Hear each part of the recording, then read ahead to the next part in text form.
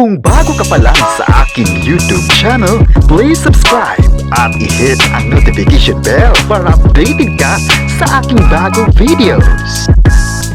Kim Pao, may bagong achievement. Bakit kaya masaya ang mga fans? Ang buong detalye, alamin.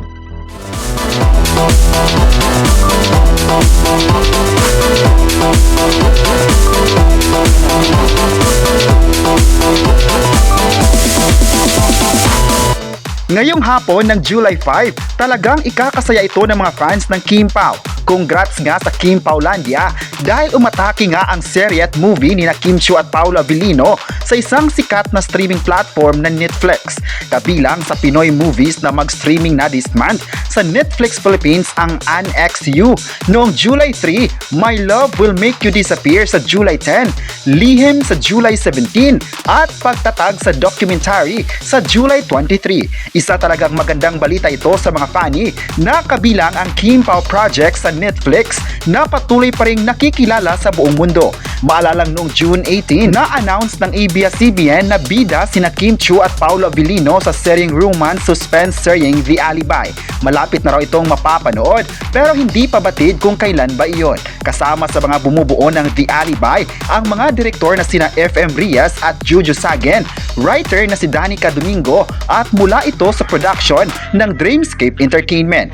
Ang parihong grupo sa serye ng Kim Pao na linlang. Ang The Alibi ang next project ni Kim Chiu at Paolo Avellino pagkatapos ng seryeng Lilang at ang Philippine adaptation ng seryeng What's Wrong with Secretary Kim. Bumida rin sila sa box office hit movie ng Star Cinema na My Love Will Make You Disappear sa direksyon ni Chad Vidanes.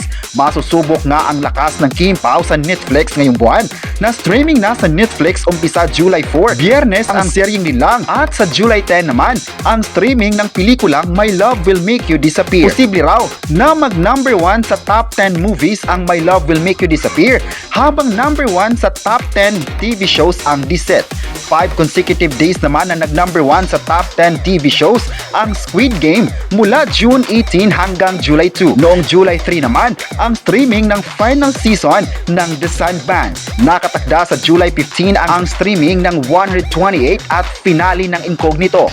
Dahil dito marami sa mga fans ang excited na mapapanood pa nila ang mga episodes na ipapalabas sa Netflix. Ang mga proyekto ng Kim Pao ay talagang pinusuan ng netizens dahil sa di nakakasawang panoorin. Binalik-balikan kasi ng mga netizens ang mga nakakamiss na mga episode noon sa Linlang at ang movie naman na My Love Will Make You Disappear. Kaya sa The Alibi ay posible rin na ipapalabas ito sa sikat na platform ang Netflix kung saan mas iinit pa ang support ng mga fans sa nasabing serye. Excited na ang lahat sa mga kwento na gagawin ng dalawa sa trending serye ngayon na The Alibi.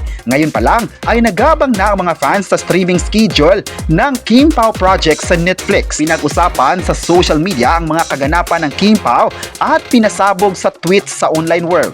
Ayon pa nila, kahit tatapatan man ang mga serye ng Kim Pao ay di mapapantayan ang mga ginawa nila. Iba talaga magpapakilig ang dalawang kapamilya stars na sinabing sulit siya sa suporta. Never nilang ipagpapalit ang sikat na tambalan na ito na ngayon pa lang ay mas tumaas ang fans sa buong mundo.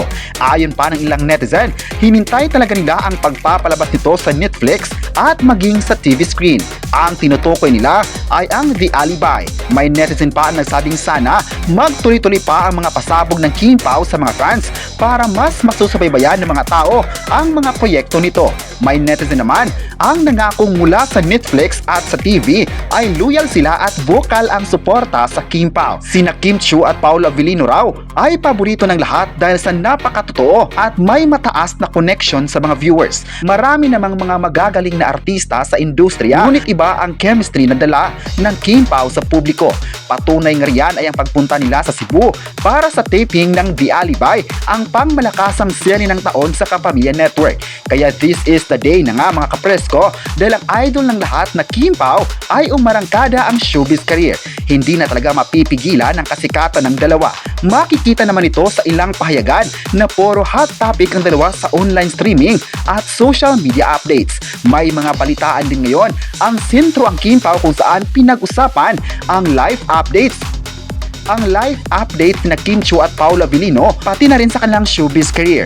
May netizen naman na nagsabing ang pagsikat ng dalawa ay hindi isang laro dahil kagustuhan ng mga fans na mahalin sila at suportahan. Kaya sa sitwasyon ngayon ng Kim Pao ay makikitang hindi pilit ang mga taong nagmamahal sa kanila. Walang makikitang pagbabago sa pagtrato sa kanilang iniidolo. Hands-on talaga sina Kim Chiu at Paula Avellino sa bago nilang project dahil inisip nila ang kapakanan ng kanilang mga fans. Kapag maganda naman kasi ang isang serye ay paniguradong marami din sa mga fans ang magre-request ng bagong proyekto. Be the best talaga ang Kim Pao sa henerasyon, kaya wag magpapahuli sa latest kaganapan ng idolo ng lahat. Alam ng lahat na ngayon pa lang ay trending pa rin ang dalawa sa mga ginawa nito sa Cebu at maging sa preparation sa serye. May netizen naman na nagsabing sana hindi sila lilipat ng network dahil sa ABS-CBN sila unang nabuo at nakilala. Pero ayon naman ng ibang fan, never nila itong gagawin dahil malaki ang pasasalamat nila sa isang istasyon. Good job, Kim Pao! Sa kabilang banda naman ay pilit pinagsasabong sa online world ang tambalan ni na GM Ibarra at Fiang Smith sa love team ni na Dustin at Bianca De Vera. Parihong galing sa Pinoy Big Brother ang dalawang love team.